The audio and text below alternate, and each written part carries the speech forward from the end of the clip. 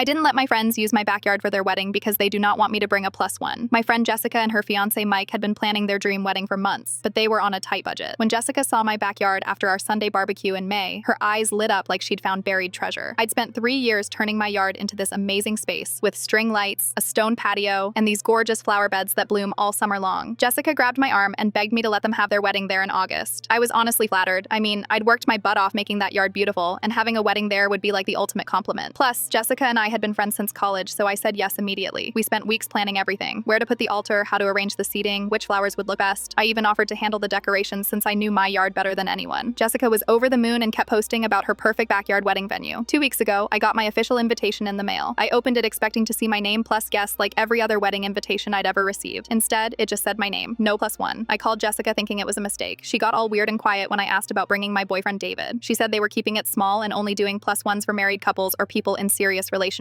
I was confused because David and I had been together for 8 months and lived together for 3. Jessica had met him plenty of times at group dinners and parties. I asked what she meant by serious relationships if living together didn't count. That's when Mike got on the phone and dropped the real bomb. He said they didn't feel comfortable having David at their wedding because he'd been arrested for drunk driving 2 years ago. Before he met me, before he got sober, before he completely turned his life around. I was shocked. David had been honest with me about his past from day one. He'd made a terrible mistake, lost his license for a year, did community service, and hadn't touched alcohol since. He was working as a counselor helping other people get clean. But Mike said having someone with a criminal record at their wedding made them uncomfortable, especially around Jessica's conservative family. Jessica just sat there saying nothing while her fiancé trashed my boyfriend. I told them that was ridiculous and unfair. David was a good person who made one mistake and learned from it. If they couldn't see past that, then maybe they didn't know me as well as I thought. Mike said it was their wedding and their choice. I said he was absolutely right. It was their choice, just like it was my choice whether to let them use my backyard. The silence on the phone was deafening. Jessica finally spoke up, begging me not to do this to them. She said they'd already sent invitations listing my address and couldn't afford to book a new venue this late. I told her I wasn't doing anything to them. They made it clear David wasn't welcome, so neither was I. And since I wasn't welcome, my backyard wasn't either. Jessica started crying and said I was ruining her wedding over one person. I said she was ruining our friendship over her fiancé's prejudice against someone he barely knew. They tried calling back 5 times that night, but I didn't answer. The next morning, Jessica showed up at my door with coffee and apologies, begging me to reconsider. She said Mike was just stressed about wedding planning and didn't mean it. I asked if David could come to the wedding. She said probably not, but maybe we could work something out. I told her to call me when she had a real answer, not a maybe. 2 days later, Mike texted me saying they found a new venue at the community center downtown. It was going to cost them an extra $2,000 they didn't have, but at least they wouldn't have to compromise their values. So last weekend, while they were having their budget wedding in a stuffy community center with folding chairs and fluorescent lights, David and I threw an amazing backyard party. We invited all our friends, grilled burgers, played music until midnight, and celebrated the fact that we surrounded ourselves with people who actually liked us both. Our party had better food, better music, and definitely better company than their wedding probably did. And the best part, my gorgeous backyard was the star of the show, just like it should have been.